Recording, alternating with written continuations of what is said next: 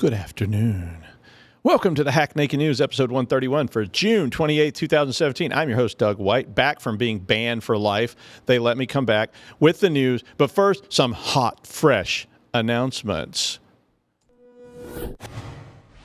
This is Security Weekly. For security professionals, by security professionals.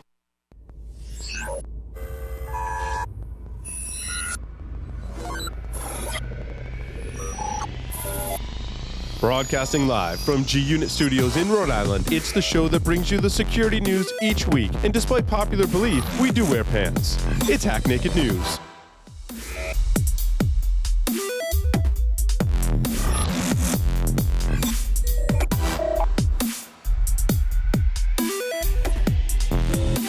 Brought to you by IT Pro TV, an easy, entertaining approach to online IT training. Stream over 2,000 hours of up-to-date, high-quality video content live and on demand. Premium annual memberships include all video content as well as access to virtual labs and the Q&A forums. You'd pay $85.70 a month or $857 per year, but we have a special offer for our listeners. For a free 7-day trial and 30% off the lifetime of your active subscription, visit itpro.tv/hacknaked and use the code HN30.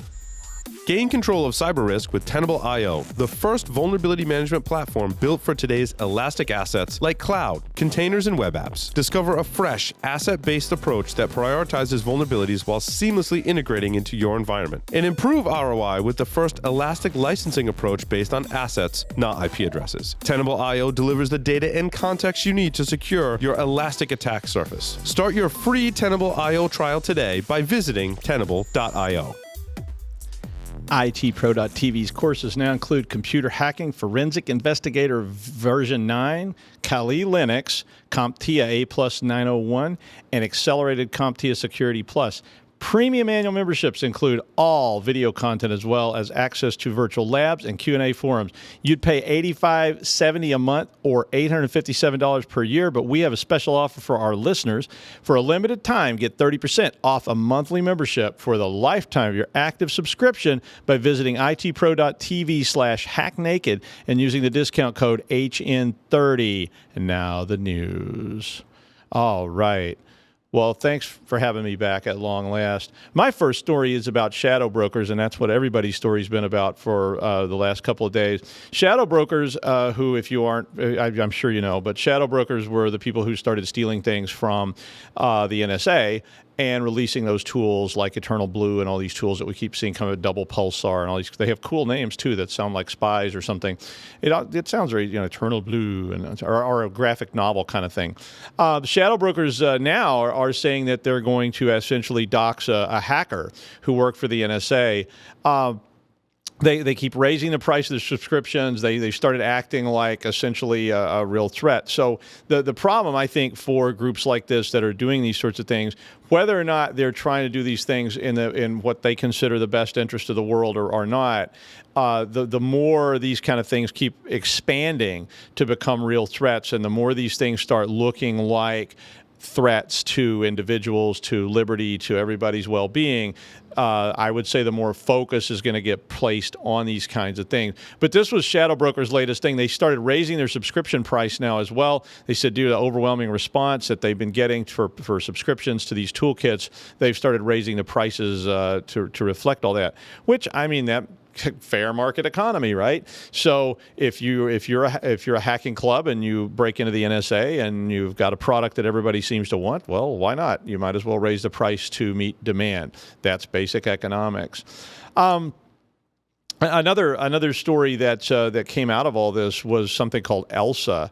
And I started reading about Elsa not too long ago. I started seeing some stuff about this. This was a CIA project. And the CIA was trying to develop ways to get tools in the hands of people they wanted to track. And I'm not sure exactly, because I don't know that much about spycraft or whatever you want to call it, but I don't know how you get a laptop into somebody's hands. I guess you free laptop and you carry it around with you, or they have some reason to give it to a diplomat or whatever. But the idea behind Elsa was that Elsa was actually going to your laptop and probing local SSIDs, trying to determine the location of that, and then logging all that information so that later it could be recovered. And when I first read about this, I thought, well, it's just basic malware and it's just going to sit there and it's going to broadcast back to some home base. But apparently, according to what I read, and I haven't actually seen a code for this, so I don't know exactly how it works, but at some point, Mr. Bond is going to have to go break into the hotel room and get the laptop back. So, I mean, that all fits in well with the movie script idea. Now, maybe these are, we have no idea what the purpose of these devices are, so that they could be given away to people, or maybe they're handed out at conferences and they want to see where people are going with them, or if they're going to the, I don't know. I couldn't figure that part of it out. But it was real serious spy stuff. And this is another example, I think, of the sort of general problem that we are running into now, which is where very sophisticated nation-state type entities, whether it's China or the Ukraine or Russia or the United States or North Korea, North Vietnam, I think that ended a while ago, but North Korea may be developing very sophisticated toolkits of malware, and then those things in turn get stolen, which is kind of like, okay, wait, no, really? But that does happen, and you see these things get released into the wild. As they get released into the wild, obviously people are seeking them out, and groups that have stolen them are trying to sell them, which creates a kind of vicious circle of now everybody's trying to get in that game, and they're trying to bring stuff back around to sell, and that will, of course, encourage more people to get involved, which is never going to be a good thing. In fact, way back in 2012, I found an article. I went looking for this in particular because we were talking about things like WannaCry and Petya and these other problems today, and these nation-state problems. Way back in 2012, there was an op-ed where they were actually talking about how the DoD, the Department of Defense, if you're not in the know, the DoD could not protect its own networks, and that all these networks had huge vulnerabilities in them, and so on. And to me, that created a fairly dire situation way back in 2012. And I started right about that time thinking about all the different kinds of threats that could be basically put together by nation states. And when you start talking about long games, and you'll see people on the internet talk about the long game in politics, the long game and whatever. To me, this is a perfect long game strategy. Every single thing in the world, so whatever you've got has got some kind of chipset in it. And for the most part, a large number of those chipsets were manufactured in the People's Republic of China. Now, the People's Republic of China is considered hostile to the United States, and we're considered hostile to them, so we're not friends. It seems to me the long game is to embed things in these chipsets. And I started bringing this up to different groups of people I was speaking to, and got a lot of fairly, upset people who were saying you shouldn't even talk about that in public because it's such a scary thought. But even back in 2012, they were already saying the DoD needs to up its game, that all these agencies are going to have to up their games. And the problem, I think, for these agencies is that their systems, their networks, and everything else were developed a long time ago. They were put in place. And just like so many things we talk about on all these shows, the designers aren't necessarily security professionals. The designer's job is to get a network up and running, and somebody's yelling at you on the phone, so they use the parts that are available with the budget that's at hand. They also turn around and they say, look, the job here is to get email working. Let's get it working. We'll worry about the security later. And all of you, everybody watch this show has heard that. They've seen that from managers. They've seen that from upper management saying, just get it working. We'll worry about security later. Problem is, 5 years down the road, that network may, or that pieces of that network may still be laying there that were never even considered. So here's one for you. I love this story. Guess what? The British government released a new battleship, and this thing cost billions of dollars. Guess what operating system it's running? If you're yelling out Windows ME, you're wrong. But if you're yelling out Windows XP, well, there it is. And I know everybody gets outraged when they see these kind of stories and they say, oh, are you kidding me? Here's another example where somebody's using an end-of-life operating system in a major piece of military equipment or an airplane or whatever. But the truth is, and I used to work for military, or I worked for the Navy, and speccing projects in the military takes a long, long time. You don't just say we're going to build a battleship and tomorrow we start welding. They have years and years and years. And I'm not saying this is a good process or a bad process. I'm just saying it's a process, and it's the process that's used by the military. Long-term development. So that means when they put something into this battleship, everything has to be specced. Every cable, every coating, every paint job, everything that's going to be done in that ship has to be specced. And so probably when they were doing the specs. It was years ago. Windows XP was put in the spec. That was approved. If you don't like the spec, you go back and you start over, and they have to respec everything. And you've seen NASA and you've seen all kinds of other government entities do these sorts of things. So this creates a problem. It's another way that leads into basically talking about modern problems like Petya and things like that. My next story was a healthcare operation in Pennsylvania confirmed yesterday that they were indeed hit with Petya. So this was the first one I saw in the United States. It was a healthcare network outside of Pittsburgh in multiple counties. Their systems were down. They got hit with this thing, which is basically a derivative of Eternal Blue. So you've read about Eternal Blue now unendingly. So it's another derivative of Eternal Blue, brought their systems down. They were unable to provide, they were having to do alternative treatments and so forth. This stuff's scary because you've got networks like this all over the place. And when they are getting used, it creates a lot of distress for people out there in the marketplace. At the same time, there was a double pulsar attack, and double pulsar is another piece of malware that basically exfolates data. That also came out of this the vaulted toolkit that Shadow Brokers released. And if Petya is not bad enough, this particular attack in the Ukraine used Eternal Blue to go in and cover up the exploit of extracting information while the ransomware was distracting everybody. All the other information on the drives was actually being exfolated off to some other site using double pulsar. So, wow, that's a lot of stuff. I went through it really quick. We're going to take a quick break, and then we'll come back with the amazing, really, really amazing, I mean, like almost shockingly amazing Jason Wood, who is joining us after the break.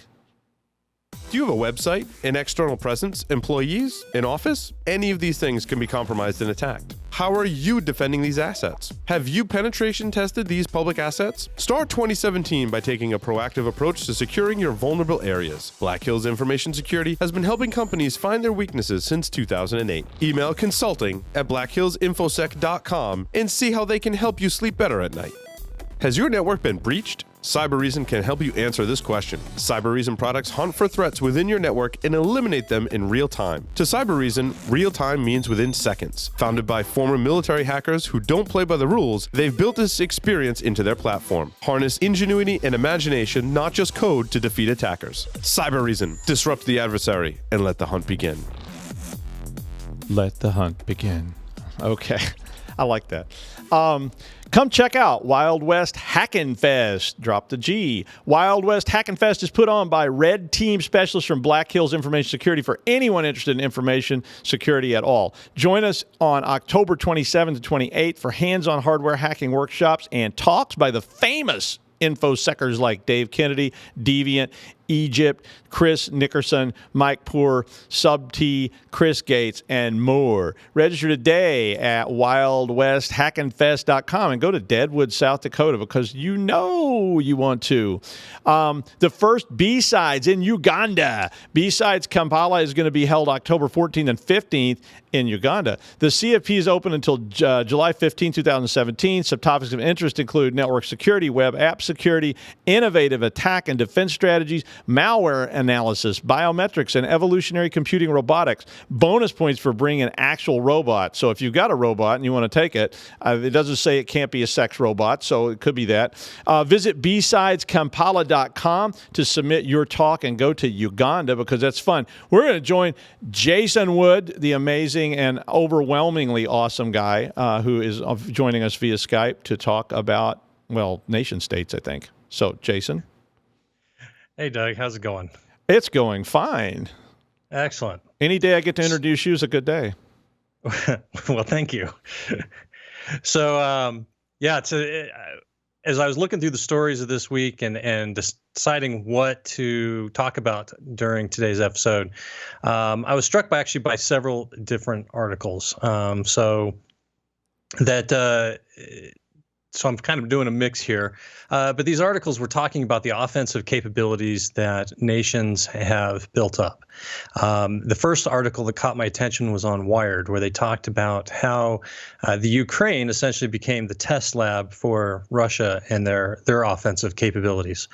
Really detailed article there, written up, going through a narrative of systematic blackouts that are being caused by attackers within the Ukraine. And some of them are getting pretty damaging and clever. I mean, one of the examples they cited during I believe it was December 2016 blackout, not only did they knock out the grid to a huge amount of the country, but then they went into the power systems as well and knocked out their battery backup systems. So as the article called it, it was a blackout within a blackout.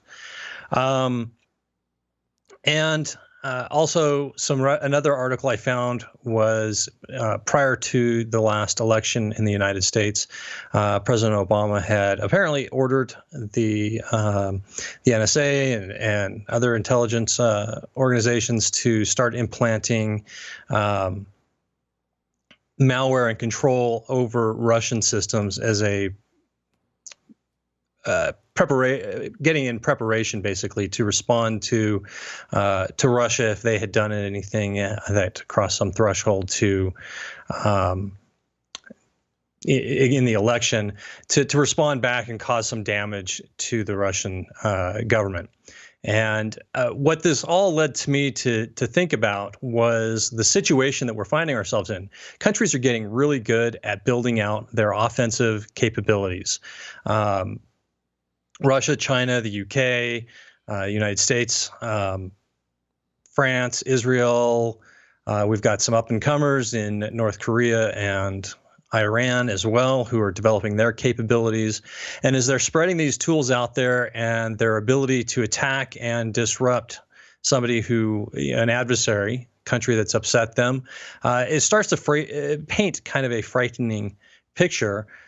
Because as we see around us now, as we, Petya being the current buzzword of the week,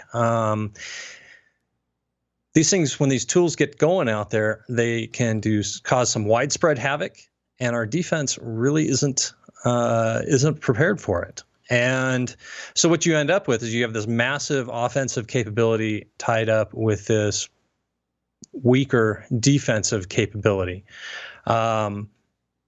And it begs to ask the question: what happens if one country decides that they're upset enough that they're going to turn this loose on their adversary, and then that country, the victim country, turns around and starts up their attacks as well and disrupts that other country? It could be a gigantic mess very quickly, and recovery would be very difficult. Well, here in the United. Go ahead, Doug. Yeah, I mean, I'm sorry, you can never keep me shut up for long.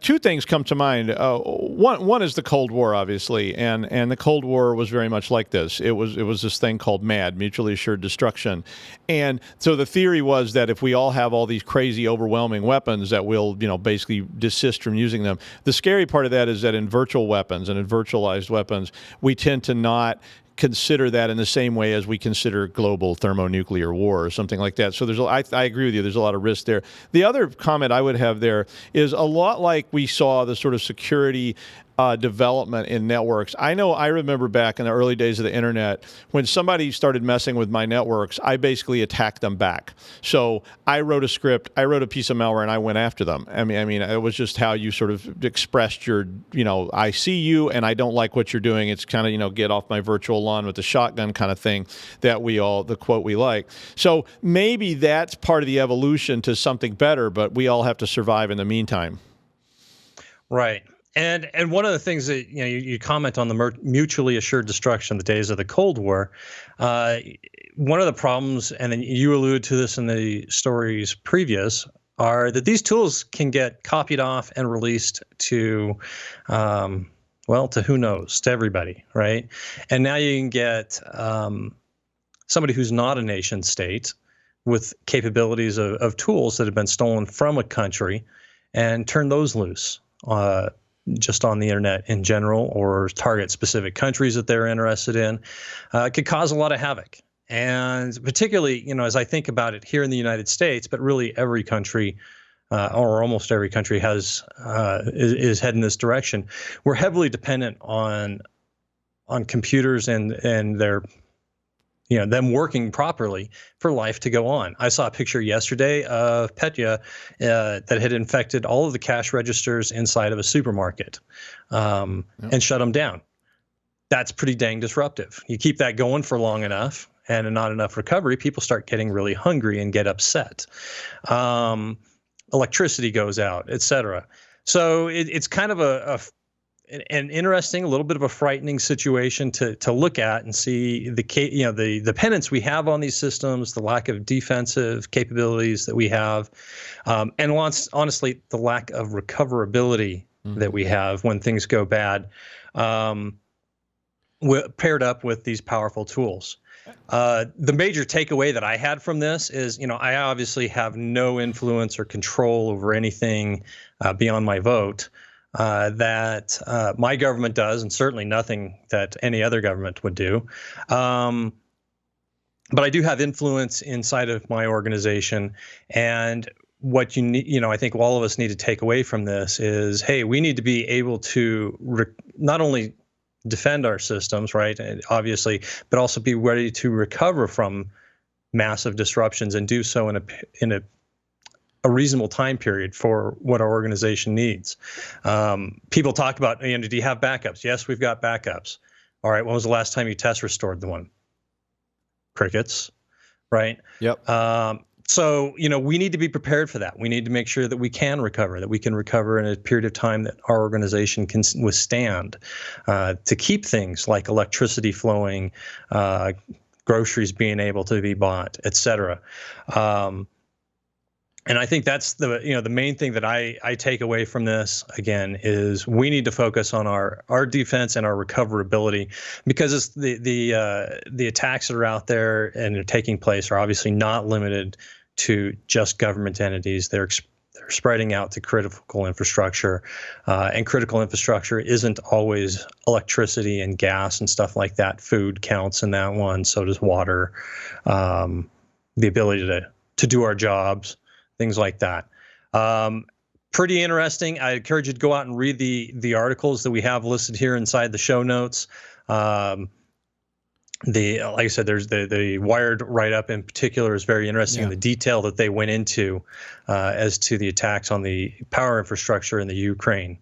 So I go take a look on that, and then I would go and take a hard look at your organization and see really what you can do in preparation for really any disruption, be it natural or man-made. And stay engaged on this. I know that I along with another person wrote the original documents for the Joint Cyber Task Force, which was developed in the state of Rhode Island, because get involved in that. Your state probably has a joint cyber task force or a cyber disruption committee or something like that that's trying to deal with this. I know the federal government has sort of tried to make this a nonpartisan issue and has done a pretty good job with that. They have a joint bipartisan commission called the Cyber Caucus in the Congress, which get in touch with them.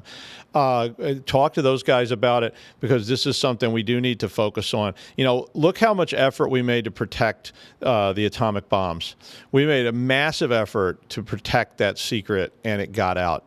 And these secrets are like that as well. They very well may get out. So we need city, state, and town support, because those are the weakest points, I think, in our infrastructure right now. Is these public entities who don't have the budgets that a large multinational corporation may have to bring to focus on this, and they get hit too. So be sure and stay engaged in this, and get out there in your community and find out how you can get involved in something like Joint Cyber Task Force. If you don't know what that is, email me, and I'll be happy to fill you in on how we did that in Rhode Island with the Emergency Management Association. Thanks, Jason, for being here and favoring me with your omniscience, and letting us all in on that. Some great stories this week. I hope that you enjoyed them. Be sure and read the articles we put up, and we'll see you next time. I may not, but somebody will.